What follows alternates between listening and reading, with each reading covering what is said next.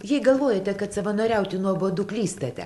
Pavyzdžiui, šis būrelis iš įvairių šalių atvykusių savanorių ne tik darbuojasi pasirinktoje srityje, bet ir mokosi lietuvių kalbos, dalyvauja įvairiuose renginiuose, o susirinkę į bendrą šventę su lietuvaičiais ir kalbasi lietuviškai. Su gimimo diena!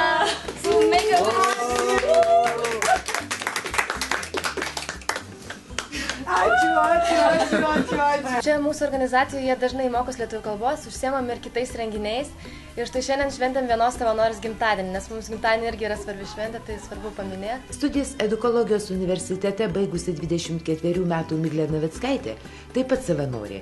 Mergina viena iš tų, kurie rūpinasi, kad iš įvairių šalių į Lietuvą atvykę savanoriai mūsų šalyje jaustųsi gerai. Pati buvau išvažiavusi į užsienį mokytis pusę metų. Kadangi pati buvau užsienietės svetimoje šalyje, tai dabar norisi padėti ir kitiems atvykstančiams užsieniečiams jaustis gerai mūsų šalyje. Europos savanorių tarnybos asociacijoje Saltė savanoriaujanti mergina, programos jaunimo savanoriška tarnyba dalyvė. Savanoriauti pradėjo dėl to, kad norėjo įgyti patirties įvairiuose srityse. Savanoriškos veiklos ieškojau ir jie atsirado ne dėl to, kad negalėčiau susirasti darbo, bet dėl to, kad galbūt aš noriu surasti tą veiklą, kuri iš tikrųjų man patinka ir yra įdomi. Aš studijavau teatrą ir kino pedagogiką ir labai daug praleidžiu laiko su vaikais, dėl to pasirinkau visai kitokią sritį. Miglė iš tikrųjų pas mus yra jau apie 3 mėnesiai, tai labai iš tikrųjų tikrai įsiliejusi į kolektyvą, dabar jau nelabai įsivaizduojam be jos iš tikrųjų, kaip mes čia gyventumėm. Labai aktyvi, pozityvi iš tikrųjų, labai greit mokosi, dabar jinai dirba su viešaisiais daugiausiai ir komunikacija.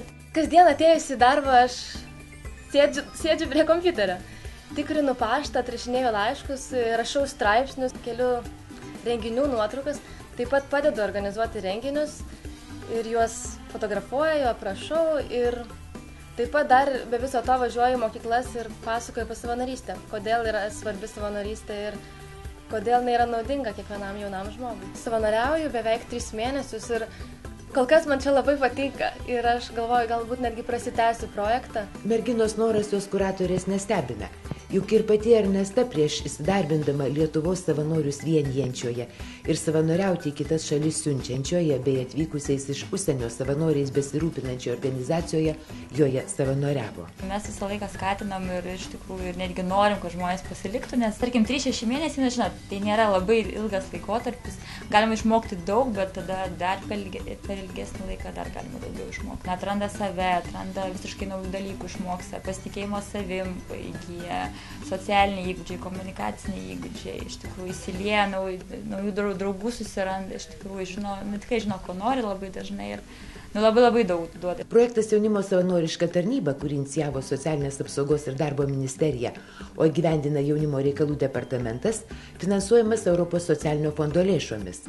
Jo tikslas – siekiant didinti jaunimo užimtumą, suteikti jiems galimybę savanoriaujant įgyti socialinių kompetencijų ir darbo patirties bei surasti savo kelią. Jeigu, tarkim, man reikia važiuoti 30 km nuo namų iki savanoriškos veiklos vietos, mes tą kelionę jam kompensuojame ir apmokame.